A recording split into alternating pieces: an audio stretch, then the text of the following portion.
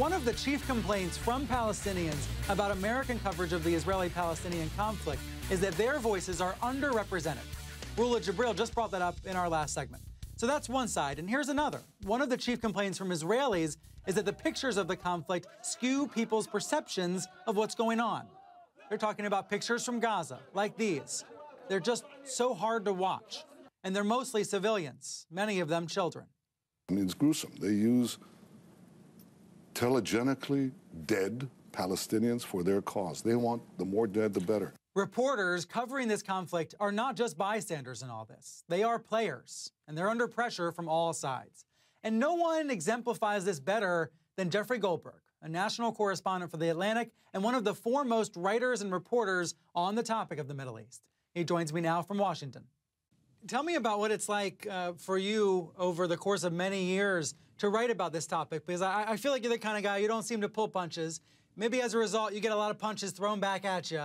So what's your inbox like on a daily basis when it comes to this story? On most days when I'm writing about this conflict, especially because of the immediacy of Twitter, I could be called within 10 minutes a Zio-Nazi Jewish devil and then sort of a self-hating Jew from someone else because I said something critical of Israeli policy. And so, you know, I mean, if you go into this aspect of our business, you're just going to get it in the neck. There are a lot of people I know, a lot of people in our business who specifically stay away from this issue because they don't want to deal with the incoming invective.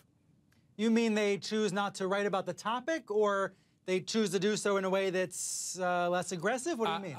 I've especially now that we have all these platforms to sort of opine instantly. I've had friends of mine say that, you know, I'd like to, you know, every so often they sort of tiptoe in, they link to something, or they'll just mention something in passing, and then they'll get, you know, 100 angry emails or tweets or whatever about the subject. And like, okay, thank you very much. I'm going to step away from the computer right now because I'm not equipped for this. I don't want to deal with this level of ad hominem invective, and you know, I'm not sufficiently armed with the data to make big cases. So I think there's a high barrier to entry in this. And if you ask any reporter in the field, you know, especially, you know, somebody who's a Jerusalem bureau chief of a big newspaper or of a TV network, they'll tell you, you know, their inbox is overflowing with people who simultaneously think, you know, incredibly different things about their work.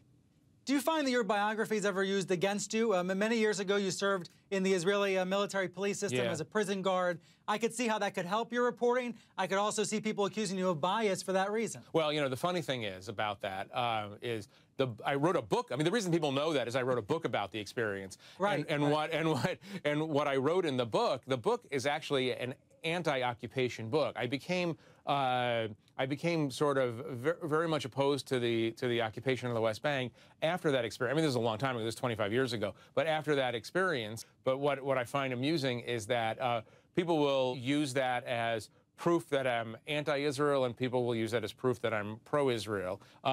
Very few of those people have read the book. And you mentioned on your blog this week, it is true that Hamas makes it difficult to report on matters that it would rather not see come to light. This is why you see so few photos, if any, of armed Hamas fighters. Do you find that there is a dramatic difference in the availability of Israeli representatives versus Palestinian representatives? Not in their availability, but in past experience with Hamas. I mean, I've had very unusual experiences in Gaza because even though I'm Jewish, you know, Hamas is a very sophisticated public relations operation, and so they've always treated me with respect and tried to give me access to, I mean, I've interviewed most of the Hamas leaders, many of whom are dead now, having been assassinated, but they've always been good on that. However, when they don't want you to see something, like Hamas has an interest in making you believe that this war is about an Israeli military attacking Gaza civilians. Obviously, in many cases, civilians are being killed tragically. But